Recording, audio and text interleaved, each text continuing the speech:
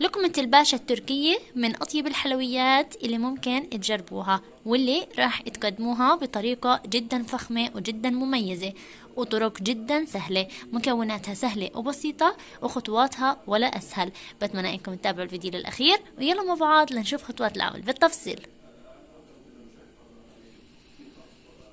عندي هون في البداية في صينية حجم كبير، تقريبا مقاس 30 في 40. راح أضيف عندي هون كوب من جوز الهند. بسم الله. راح أبدأ أوزعه في الصينية بهذا الشكل.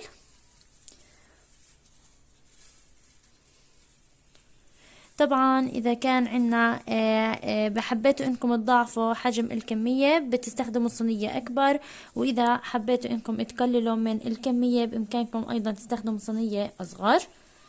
راح أغلف الصينية كتير منيح بجوز الهند. وهيك عندي بعد ما وزعنا جوز الهند بالتساوي في الصينية راح نتركها جانبا ونجهز للحليب. في طنجرة راح أضيف لتر من الحليب. بسم الله. راح أضيف كوب من الطحين. بسم الله. وراح أضيف كوب من السكر. راح نحرك كل المكونات على البارد لحتى نتأكد من ذوبان السكر مع الطحين. وبعد ذوبان السكر راح نرفع الطنجرة على الغاز على نار متوسطة مع التحريك المستمر لحتى يثقل عنا الخليط. وعنا هون بعد ما رفعنا الحليب على النار راح نستمر في التحريك لحتى عنا الطحين ما يلزق عنا بالطنجرة او ما ينحرق او ينشعط معنا طعم الحليب. بنلاحظ عنا هون بده يبلش عندي الخليط يثقل، ولكن ما راح اتركه ولا اطفي عليه النار الا بعد ما يغلى. بدي اياه عندي القوام يكون كثيف. اذا صبناه وهو عندي القوام بهذا الشكل ما راح يجمد معانا، لهيك راح اتركه يغلى دقيقتين 3 بعد ما عندي يغلى الحليب منيح. عندي هون راح اضيف معلقة صغيرة من الفانيلا البودرة، او بامكانكم تضيفوا السائلة ليعطيها نكهة كثير طيبة. وعندي هون معلقتين كبار من الزبدة. بسم الله. راح استمر في التحريك لحتى تذوب عندي الزبدة. وهيك عندي بعد ما ذابت الزبدة وغلي عندي الحليب وعندي صار القوام بهذا الشكل، راح اطفي عليه النار واسكبه فوق جوز الهند. هون راح نسكب الخليط. بسم الله. ونحاول نوزعه في التساوي في الصينية. طبعا راح تلاحظوا انه القوام طبعا شوي رخو، ولكن اول ما يبرد راح يجمد معانا.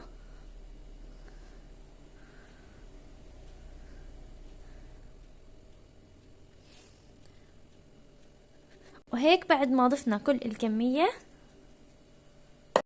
راح نحاول نوزعه بالتساوي بهالشكل. بسم الله. هيك عندي جاهزة. راح اتركها تبرد بحرارة المطبخ، وبعد هيك ندخلها الثلاجة لحتى نحضر طبقة الكريمة. لتجهيز الكريمة راح احتاج عندي هون كريم شانتيه، طبعا البودرة، فيكم تستخدموا كريمة الخفق السائلة. راح احتاج عندي هون لبكتين، راح اضيفهم هون عندي بالوعاء، وراح استخدم اضيف عليهم كوب من الحليب، وشرط انه الحليب يكون بارد. هون عندي الباكيت الثاني، راح اضيف فوقهم الحليب البارد. بسم الله. بعد ما ضفتهم بالمضرب الكهربائي راح اخفقهم في البداية على سرعة متوسطة، وبعد هيك راح نعلي السرعة لحد ما يتضاعف عندي حجم الخليط.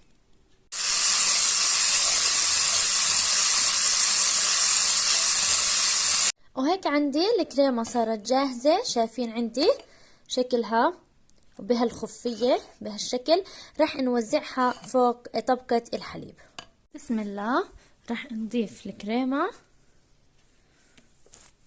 ونوزعها بالتساوي.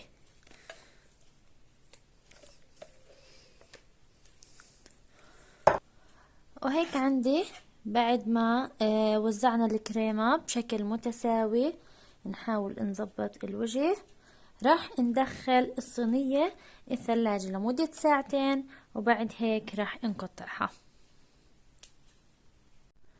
عندي هون قطعت الصينية بهالشكل، قسمتها من النص. طبعا راح نقطعها لقطع طولية بسم الله، طبعا برجع لحسب الحجم يلي انتو بدكم اياه.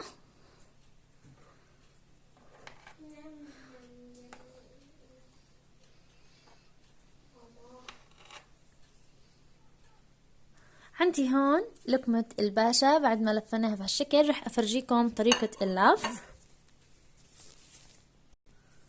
بسم الله، رح ناخدها من الاسفل بهالشكل، نرفعها ونبدأ نلف فيها بشكل دائري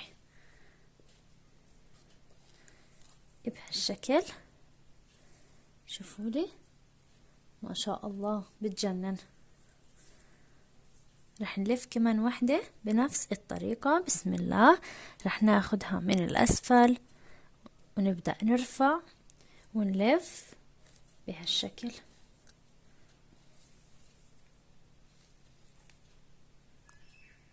وهيك عنا لقمة الباشا التركية.